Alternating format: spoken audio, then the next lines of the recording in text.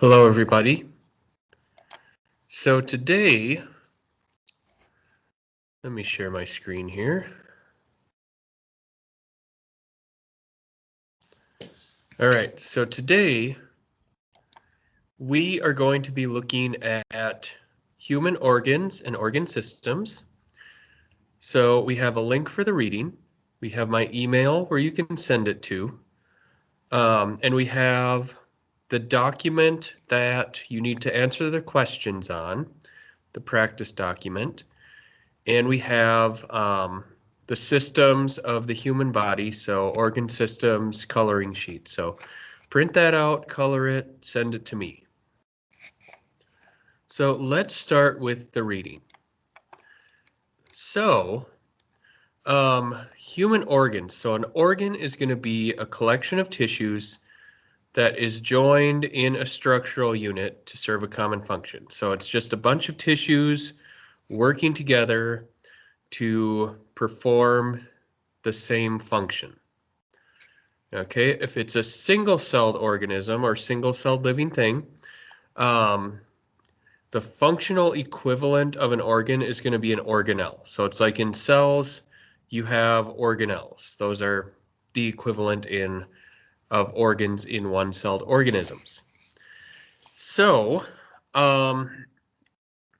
tissues in the organs, organs are going to consist of multiple tissue types, but there's usually one main tissue type that is going to be associated with the organ's major function.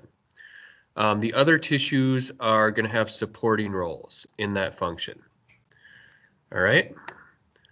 So for example, the heart muscle, the main tissue of the heart is going to be cardiac muscle. So that helps it pump blood. But then the heart is also going to include nervous tissue and connective tissue. All right, so nervous tissue helps control the beating of the heart. Connective tissue makes the heart valves that keep the blood flowing in just one direction throughout the heart. All right. So vital organs. There are some organs that you literally cannot live without. They are the heart, the brain, 2 kidneys, the liver, and the lungs. So the 2 kidneys, I emphasize that because you can get a kidney removed and you're still able to live. So heart is in the center of the chest. It helps keep blood flowing throughout your body. The brain is in your head. It is the control center of your body. The 2 kidneys, they filter blood and help make liquid waste, which gets excreted from your body. The liver is on the right side of the abdomen, let's say. Wouldn't want to say stomach because the stomach is an organ. So the liver is going to filter blood, secrete bile or waste that is, secrete bile that is needed for digestion, and produce proteins that are needed for blood clotting. 2 lungs are on either side of the upper chest, and they work with the exchange of gases. All right. So there are 11 human organ systems. There are 12 diagrams because the male and female reproductive systems are different. They have different parts. So let's look through some of these organ systems. So we have the integumentary system. This is going to include stuff like the skin, hair, and nails. The skin is the largest organ in the body. It encloses a lot of the body, and it has a lot of sensory receptors. That is why if you touch a hot stove, you can feel it. So the skin is also going to keep stuff out that needs to be out, and it's going to help regulate the body temperature and eliminate wastes in sweat. The skeletal system is made up of bones, joints, and teeth. The bones are going to be connected by tendons, ligaments, and cartilage. The skeletal system is going to support the body and give it its shape. And then it also helps out with movement. It's also going to protect your internal organs and store calcium and make red and white blood cells. The muscular system consists of 3 different types of muscles. So skeletal muscles, these are the ones that you work out exercising. They're attached to the bones, which is why they are called skeletal muscles. These ones are in charge of voluntary movements. Smooth muscle controls involuntary movements of internal organs, such as the digestive system. And then we have cardiac muscle that helps control the involuntary beating of the heart. The nervous system consists of the brain and the spinal cord, which is the central nervous system. And then the nerves that run through the rest of the body are going to be the peripheral nervous system. The nervous system is going to control both voluntary and involuntary responses to sensory information. The endocrine system is going to secrete hormones into the blood and carries them. And when they're in the blood, they're going to be carried throughout the body.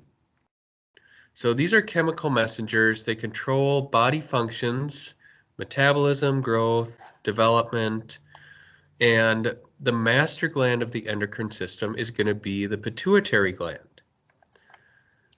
All right, cardiovascular system.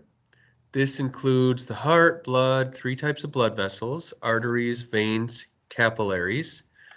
So the heart is going to pump the blood that travels through the blood vessels. The main function of the cardiovascular system is going to be transporting things. So oxygen from the lungs and nutrients from the digestive system are going to be transported to cells throughout the body through the cardiovascular system. And then carbon dioxide and other waste materials that get picked up from the cells are going to be transported to organs to be eliminated by the body. The lymphatic system is sometimes considered part of the immune system. So it has lymph vessels and ducts that collect excess fluid from extracellular spaces in the tissues, and it's going to transport this fluid into the bloodstream. And then it's going to remove pathogens and cellular debris from the lymph or blood. The respiratory system, that includes the nasal passages, lungs, and the trachea, and that's going to carry air between the nasal passages and the lungs, the trachea is. And the main function of the respiratory system is going to be to deliver oxygen to the blood and remove carbon dioxide from the body. So you get oxygen from breathing in, you get rid of carbon dioxide by breathing out. The digestive system has several organs. So you have the mouth, esophagus, stomach, small and large intestines. And food is going to move through the tract where it gets digested, and then waste products are going to get excreted. The urinary system is going to be, it's part of the excretory system, so that removes liquid waste from the body. And then we finally have the male and female reproductive systems. So they produce the sex-specific hormones, testosterone for males, estrogen for females, and then gametes, or the reproductive cells.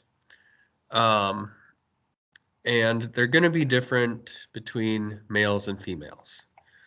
So hopefully that all makes sense. You can finish your questions and your drawings and turn them into me.